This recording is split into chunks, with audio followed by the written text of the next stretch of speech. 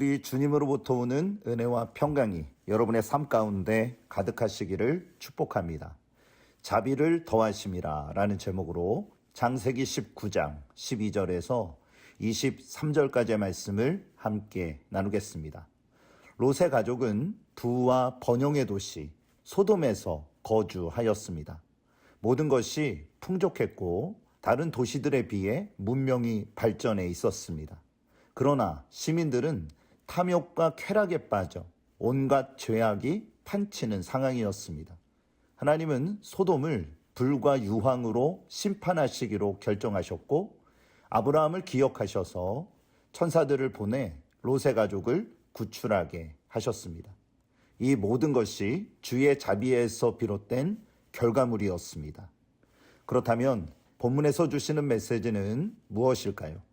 첫 번째는 포기하지 말고 복음의 씨앗을 심으라는 것입니다. 포기하지 말고 복음의 씨앗을 심으십시오. 본문 12절에서 13절입니다. 그 사람들이 롯에게 이르되 이 외에 내게 속한 자가 또 있느냐? 내 사위나 자녀나 성중에 내게 속한 자들을 다 성 밖으로 이끌어내라. 그들에 대한 부르짖음이 여호와 앞에 크므로 여호와께서 이곳을 멸하시려고 우리를 보내셨나니 우리가 멸하리라. 하나님의 뜻은 확고했습니다. 이는 그만큼 소돔성이 죄악으로 물들었음을 뜻합니다.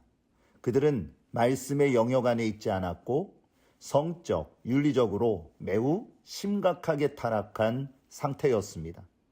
이때에 하나님은 롯의 가족을 구원하시기로 결정하십니다. 그래서 천사들을 보내 보호하시며 구원의 길을 열어주신 것입니다. 그러나 문제는 아무도 믿어주지 않았다라는 것입니다. 심지어 예비 사위들마저 말입니다. 본문 14절입니다. 롯이 나가서 그 딸들과 결혼할 사위들에게 말하여 이르기를 여호와께서 이 성을 멸하실 터이니 너희는 일어나 이곳에서 떠나라 하되 그의 사위들은 농담으로 여겼더라. 그들은 장인의 말을 농담으로 생각했습니다.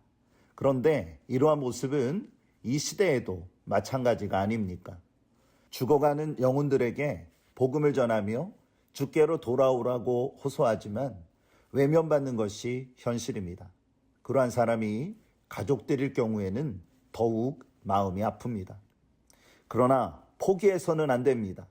주님이 우리를 포기하지 않으셨듯이 그들을 위해 지속적으로 기도하며 복음으로 마음의 문을 두드려야 합니다. 디모데후서 4장 2절에 너는 복음을 전파하라.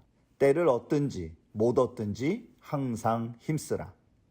고린도후서 6장 1절에서 2절에 우리가 하나님과 함께 일하는 자로서 너희를 권하노니 하나님의 은혜를 헛되이 받지 말라.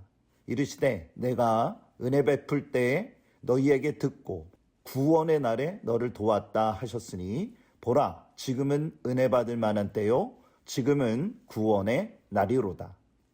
사랑하는 교우 여러분, 포기하지 말고 복음의 씨앗을 심으십시오. 그러면 주님의 때에 풍성한 결실을 이루게 될 것입니다. 두 번째는 지체하지 말고 믿음으로 순종하라는 것입니다. 지체하지 말고 믿음으로 순종하십시오. 신앙생활에서 환경은 중요합니다. 롯의 인생에 있어서 가장 치명적인 실수는 아브라함과 갈라섰다라는 것입니다. 그는 소돔을 선택했고 심판이라는 결과를 받아들여야 했습니다. 그 이유는 영적으로 무뎌졌기 때문입니다. 그래서 분별하지 못했고 행동도 느렸습니다. 그러자 천사가 롯을 매섭게 재촉합니다. 본문 15절에서 16절입니다. 동틀 때에 천사가 롯을 재촉하여 이르되 일어나 여기 있는 내 아내와 두 딸을 이끌어내라. 이 성의 죄악 중에 함께 멸망할까 하노라. 그러나 롯이 지체하매 그 사람들이 롯의 손과 그 아내의 손과 두 딸의 손을 잡아 인도하여 성 밖에 두니 여호와께서 그에게 자비를 더하심이었더라. 사실 롯이 소돔에서 구원을 받을 수 있었던 것은 하나님의 자비하심 때문입니다. 물론 아브라함의 끈질긴 기도도 있었습니다. 그러나 구원은 하나님만이 베푸실 수 있는 은혜입니다.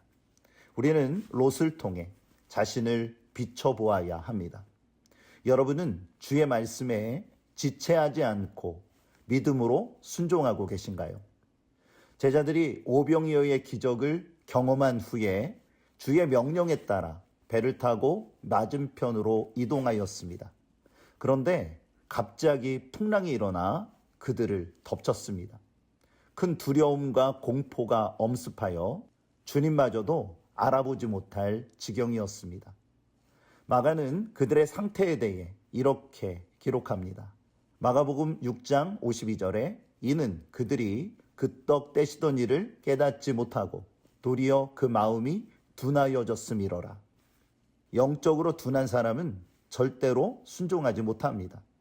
순종은 믿음의 영역입니다. 특히 영적 싸움에서는 더더욱 그렇습니다. 그러면 어떻게 해야 할까요?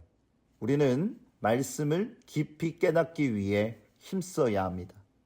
깨닫는 것이 은혜이기 때문이죠. 성령 안에서 말씀을 묵상하고 항상 깨어 기도하십시오. 그럴 때에 지체하지 않고 믿음으로 순종할 수 있습니다. 그러한 자에게 주의 자비가 더해집니다. 오늘 말씀을 기억하세요. 포기하지 말고 복음의 씨앗을 심으십시오. 그리고 지체하지 말고 믿음으로 순종하시기를 바랍니다. 하나님의 자비하심이 여러분을 붙들고 길을 인도해 주실 것입니다. 오늘도 성령 안에서 깨어서 하나님의 영광을 드러내는 복된 삶이 되어지시기를 우리 주 예수 그리스도의 이름으로 축복합니다. 하나님은 여러분과 함께 하십니다.